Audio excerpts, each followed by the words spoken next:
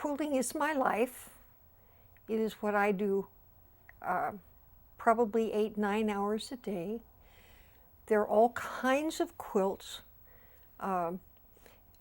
Most of the ones that I have in my collection are scraps left over from everybody else's quilts. This one in front is the old schoolhouse pattern, and it is just pieces that normally anybody else who's sewing would throw away, but I save all my little scraps. Let's see another one. Some quilts I do actually have to buy the fabric for, and like this one is a wild geese, and I made this one for my Uncle Len because he was a hunter, and I sent it to him, and he wouldn't use it because he said it was too heavy. And so it was folded and just put on the back of his couch. When he died, I got the quilt back again. And it's been on Ross's bed, but he was afraid the dogs were hurting it, and so he wouldn't use it anymore. This is the only one of the embroidery quilts that I have. Linda has most of the others, and Timothy, and friends. And but this is a unique way of quilting because it's embroidered, but it's quilted. You can't see it, I don't think. The embroidery is also the quilting. I don't know of anybody else in the quilting industry that quilts like this. It's sort of unique. This is, it looks like an Aztec pattern, but it really isn't Aztec. It's actually Indian from our Creek Indians, which we claim as our family tribe.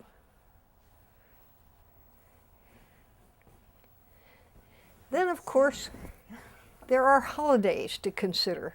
And when there's a holiday, you have to have a holiday quilt. And so this one is about as patriotic as you can get on both sides. It's nothing but flags on the back side. But I put this one out on the sofa during 4th of July.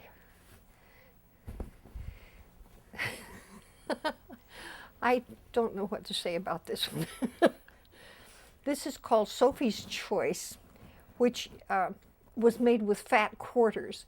When you buy quilting fabric, you either buy a fat quarter, you can buy a fat eighth, which is 1/8 of a yard, but it's only, they double the width of it, but cut it, or double the width and cut it in half. So it's only 22 inches wide, and so a fat quarter would be 22 inches wide, about 22 inches square actually. I don't like that quilt. This is the triangle quilt that was made from the leftovers from the flying geese quilt. I had all these little pieces left over and didn't know what to do with them. I said, I thought that would make a pretty good quilt. And Gator loved this. This was his quilt. He would nuzzle his nose in it, and he really loved that quilt. I'm just going to put this in that halfway. It's upside down, but it doesn't make any difference. It's polar bears. Oh, it is. Yeah. Want me to flip it?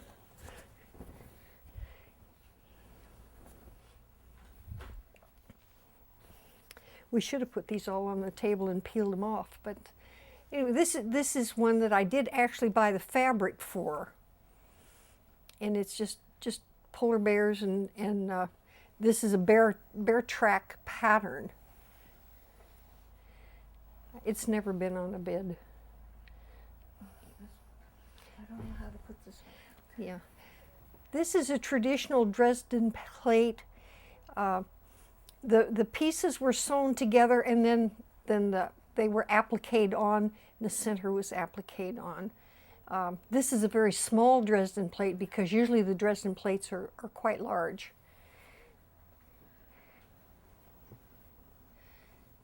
This is just a quarter. Yeah, this one is just primrose, and it has a lot of quilting on it. It's a very large quilt. Quilts come in all sizes. There's no such thing as a standard size for a quilt. Just whatever comes out, that's what size it is. And after you do a few of them, you understand why they have to be like that. This one is called Stars or something, I don't remember. But again, these are scraps that normally I would throw away, with the exception of the stars would be out of a fat quarter or a fat eighth. Poor Linda. This quilt is, again, just scraps. It's bow ties, but there are 12,000 pieces in this quilt. Each one of these little bow ties is 1, 2, 3, 4, 5, 6. Yeah, there's 6 pieces within each one of these little tiny squares, little tiny bow ties. But altogether, there are 12,000 pieces in that quilt. I got rid of a lot of scraps that time. This is the one that Timothy likes to take to the beach to cover up when it's too cold and the wind is blowing on him. This is a pineapple pattern. There are as many patterns, and every pattern probably has 5 or 6 names. Pineapple seems to be pretty common. It's actually a log cabin pattern that has been altered so that it has all the little points. It's an easy, it looks difficult, but it's one of the easier patterns to make.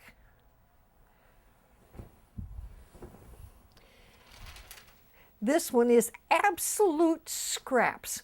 When I get down to my scrap bag, I cut the scraps into 1-inch cubes and in various sizes of whatever the scraps are. And this one has the various itty-bitty pieces to fill in. And again, this normally all this fabric would be thrown away.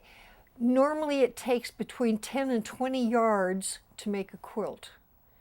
And so that's a lot of scraps. But I saved them all.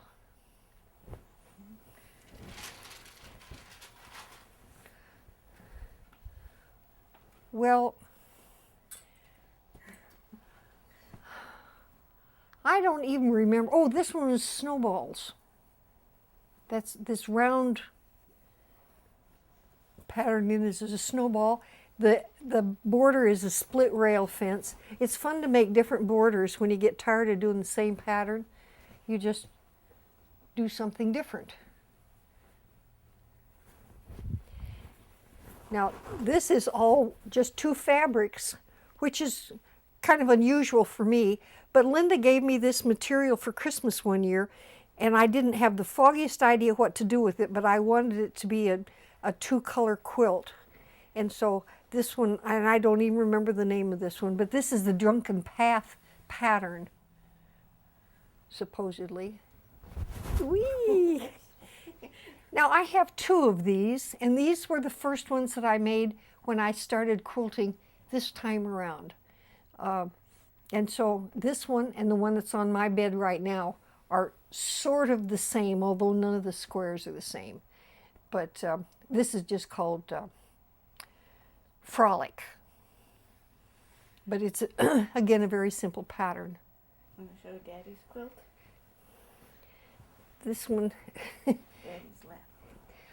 lap quilts have become my favorite thing to do because you get to change more often, you get to do things differently, and this is a water lily pattern. And I thought the background fabric sort of looked waterish like. This is really only a drop in the bucket. I have one on the dining room table that's called Hugs and Kisses. It's all in red and green that I used as a tablecloth at Christmas time, and it's still on the table. I have 2 others that are gray, shades of gray and black, and the trouble with those is I got some bad black material, and they've just absolutely shredded. And so all of the black squares on this Jacob's Ladder pattern have shredded. I have no idea how to salvage that quilt. How many quilts have you made?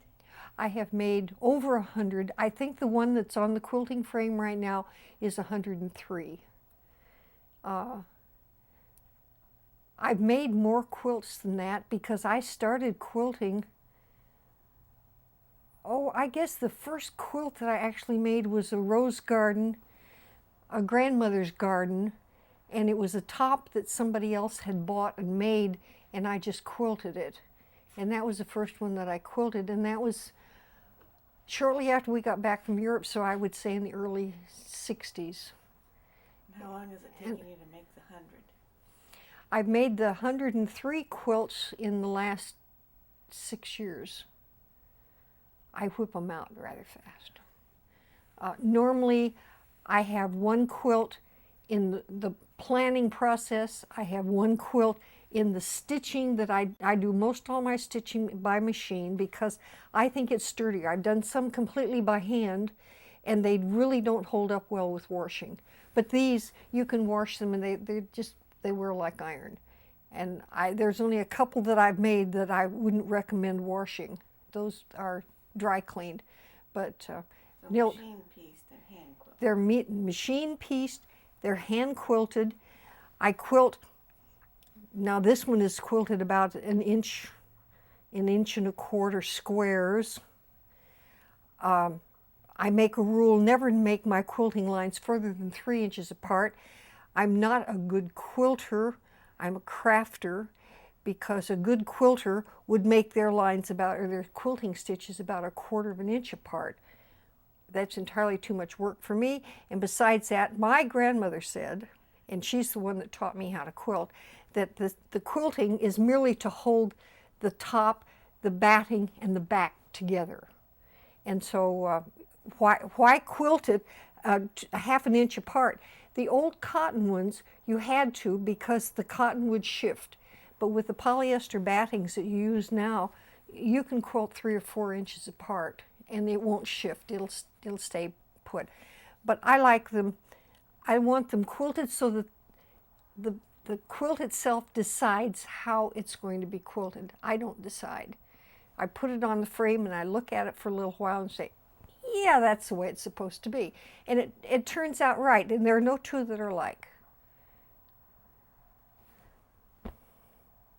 I have lots of quilts. I love to give my quilts away.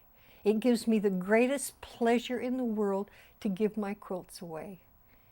If it makes somebody else happy, then, and I've made them for all the family, everybody in the family has at least 2 quilts. Everybody, grandchildren and great-grandchildren.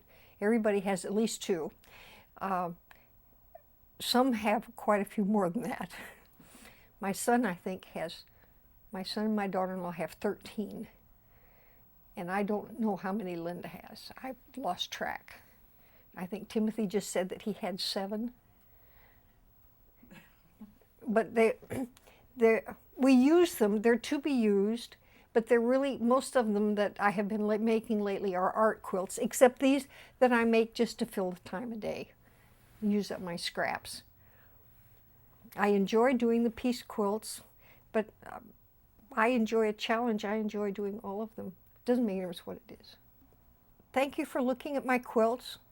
I wish I had all of them here that I could show them all to you, because I think they're all beautiful. And as I say, I love to give them away, and so that's why I only have the ones left over here that nobody really wants very much. So these are just my leftovers. But thank you very much for looking at them, and I hope you enjoy them as much as I enjoy making them.